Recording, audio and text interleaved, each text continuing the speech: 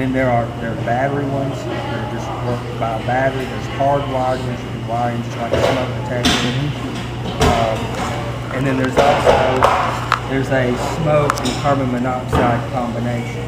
Oh, okay. So if you install this where your smoke detectors are, then it does both. It will detect smoke, it will detect carbon monoxide. Now, one thing that's different about carbon monoxide than smoke tends to kind of hang in the air and rise. That's why they always say when you in a fire, you should crawl and be 2 to 3 feet because that's where the good air is. That's why you want your smoke detectors as close to the ceiling as possible. You don't rip like this is a plug-in model. You can plug this into a regular outlet that's down low because carbon monoxide is like air, it's like oxygen. It fills the whole room. So wherever you have a carbon monoxide tester plugged in, it will detect carbon monoxide because it's just like the oxygen in the air. It's going to expand to fill the whole room. It's not necessarily dominant up or down. Right. Okay. It's going to be everywhere. So, and the flip side of that is crawling on the floor doesn't really help you get away from carbon monoxide. So, right. You know, if you feel any of the symptoms of carbon monoxide, which is dizziness, nausea, a weak feeling, almost like flu symptoms, you should get to fresh air as soon as possible. Even charcoal, if you burn a charcoal grill, that can produce carbon monoxide. Oh, okay. And the biggest thing, like we sell a lot of the newest thing is ventless heating units. We have a ventless propane and ventless natural gas, which are really safe and it burns the gas completely. But if something goes wrong with the mechanism in there that burns the gas, you can get carbon monoxide. Oh, okay. So even if you use a so-called ventless, you should use carbon monoxide. Okay. Just to be on the safe side.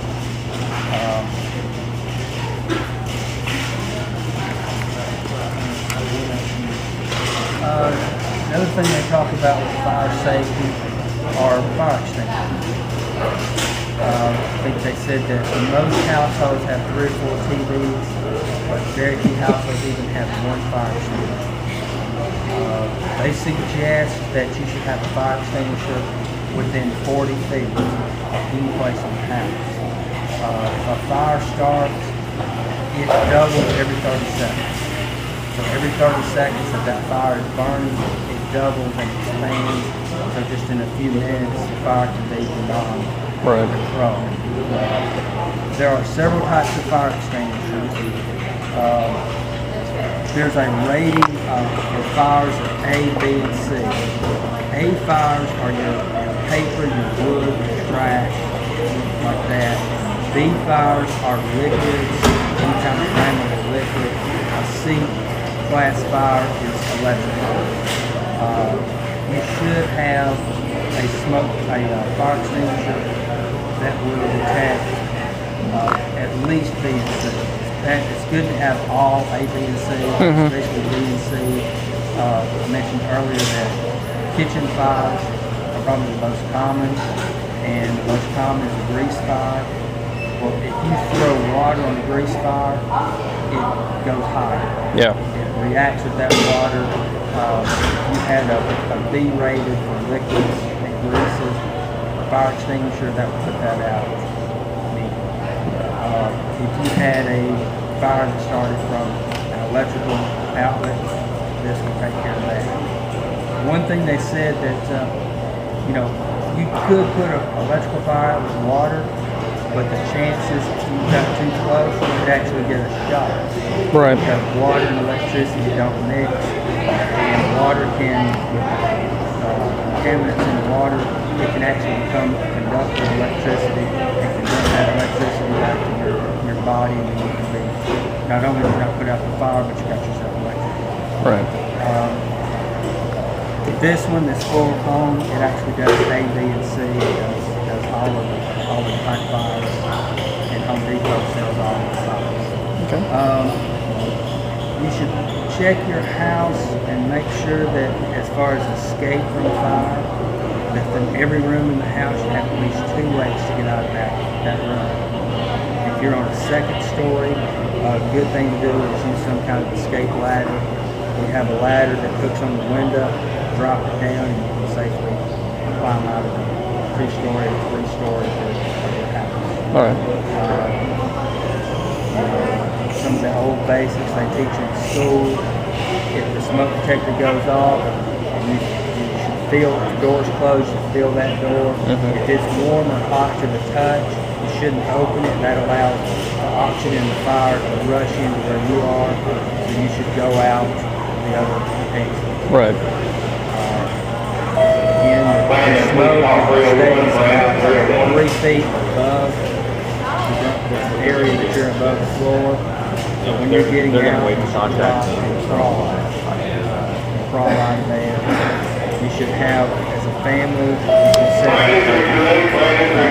almost like a plan, an exit plan. If something were to happen, you had a fire, and you set up a meeting place where everybody gets out and goes to that one place, and you know you're there.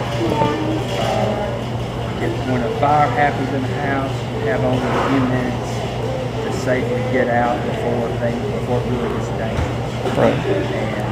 And so as soon as that smoke detector goes off, you should start looking at ways to get out of the house and get to your meeting. And then someone should call 911 immediately. Okay. And I think that pretty much covers everything we've got here. There's a fire safety checklist.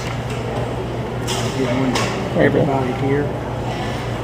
And it kind of goes over for kitchen and cooking safety, heating safety, smoke alarms, and then more fire safety. It asks you practice your fire escape, do you practice.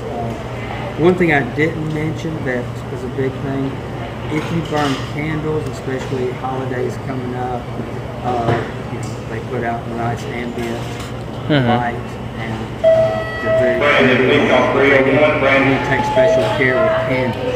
Leave a room with the candle unattended. Anything can happen with an open flame with a candle.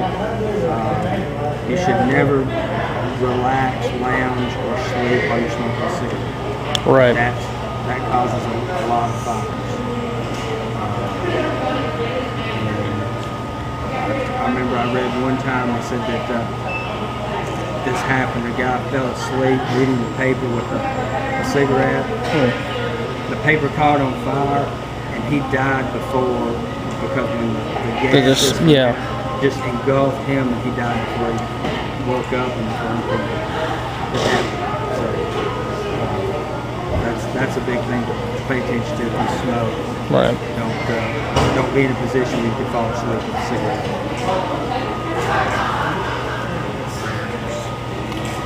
You had mentioned about the fire starting at, what was it, between 10 and 6? Is there a certain reason they contribute that to, or? Did not say. Oh, okay. So why that is, that's their statistics on that. Who would you like one? It's just a fire safety checklist. Okay. Anybody have any questions? Any questions? No? Yeah, any question, guys? What would you suggest if there's 2 fires from 2 different points?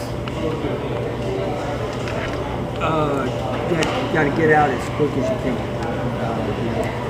I mean, if it's a small fire, you see the fire starting, you can grab the fire extinguisher and put it out. That's the best thing to do. But, if the fire's already started, it's big, and there's another one over here, you just need to concentrate on getting out of the house.